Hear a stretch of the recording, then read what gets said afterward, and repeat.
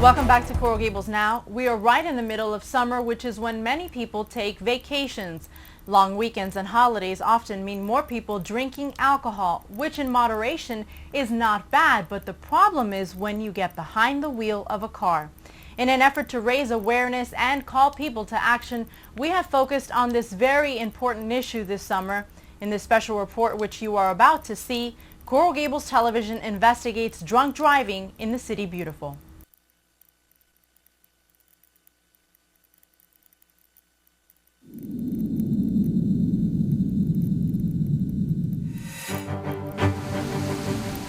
Coral Gables is a beautiful residential community known the world over for its Mediterranean-styled architecture, historic homes, and its lush tropical landscapes. Like other centrally located cities, convenience comes at a great cost. Coral Gables Police 911. What's the location of your emergency? Oh my God, there's a huge accident. There's a huge accident. Where at, ma'am? I think it's Riviera and US 1. Are there any injuries? I believe so. They're not moving. They're not moving. Okay, just bear with me 1 second. Okay, let me get rescue going. May I have your name? Drunk drivers use the city's main thoroughfares to cut through and often leave tragedy in their wake. Can it happen to you? If you drive, ride, or walk on the city's streets or sidewalks? Absolutely. Coral Gables police are committed to eliminating the senseless crime from our streets. The department has resources and manpower dedicated to DUI saturation, community outreach, and victim support. But by far, the power to take back our streets is in your hands. Hello, I'm Belkis Perez. Coral Gables Television investigates the terrible reality when you drink, drive, and kill.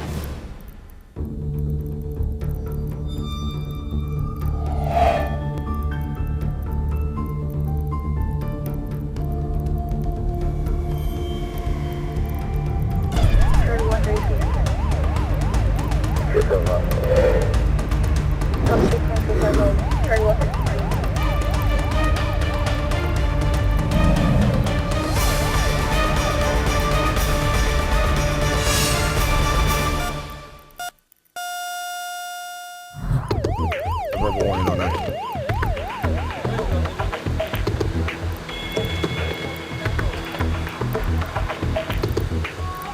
If there is alcohol, if there is an automobile, if there's a person, then no.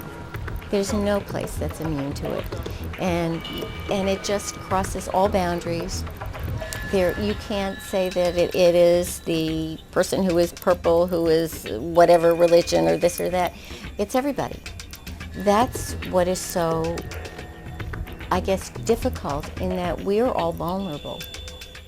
And Coral Gables is no exception. In fact, its geographic location may be in part the reason why the city handles so many drunk driving cases. We're the center city, yes. People that live out in West Kendall will come through Coral Gables.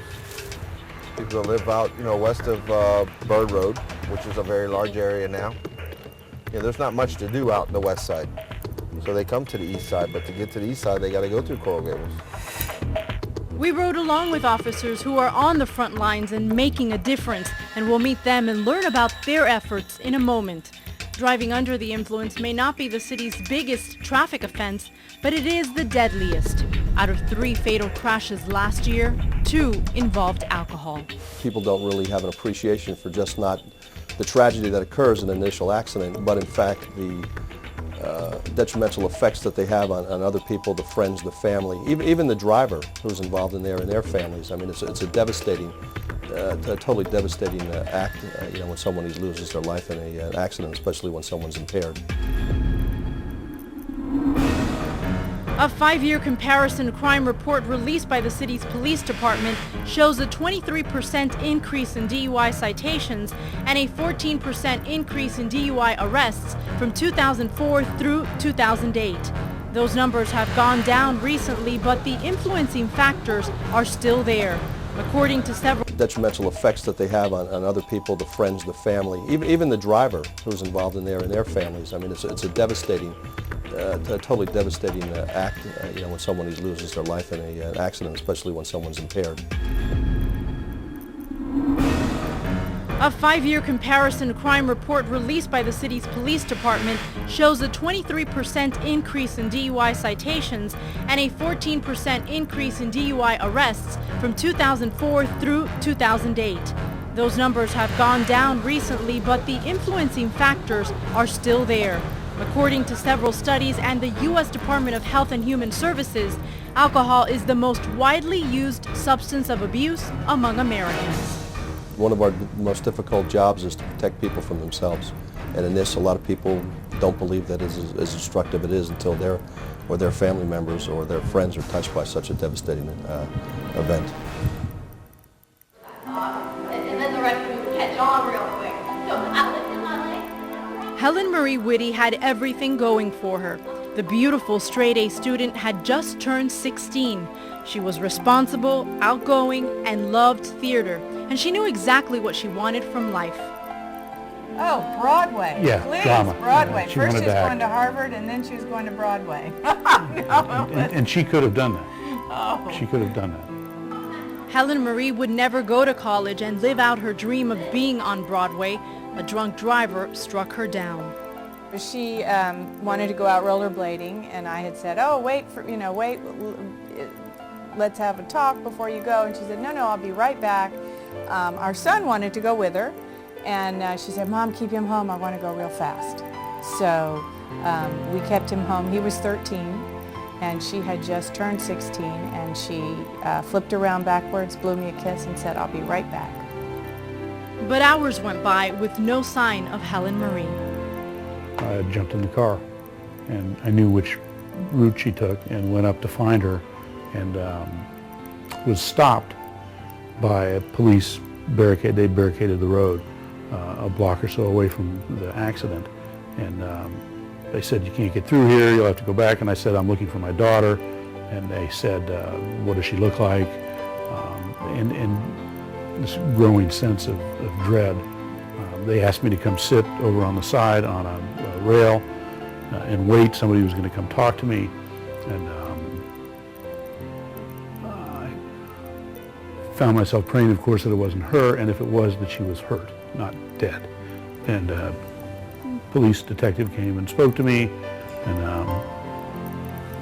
took me to the scene. They had already put her body in the medical examiner's van. They called the van and brought it back. They showed me a Polaroid picture of it they'd taken. I didn't recognize her. They brought the van back and showed me her, and I identified her. Yes, that's my daughter. And tonight, a teenage girl is killed while rollerblading. The 16-year-old struck and killed, police say, by an out-of-control driver. 16 years old. Her name was Helen Witty.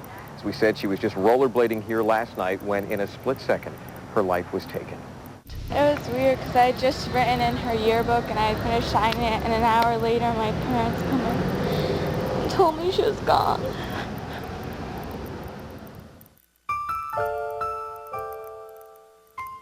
To have something senseless like that happen, I don't know if it's worse. It's hard. It's very hard. And the suddenness of it and the violence of it is something that is very difficult to cope with. In seconds, all hopes and dreams Helen and John Witty had for their beloved daughter were destroyed.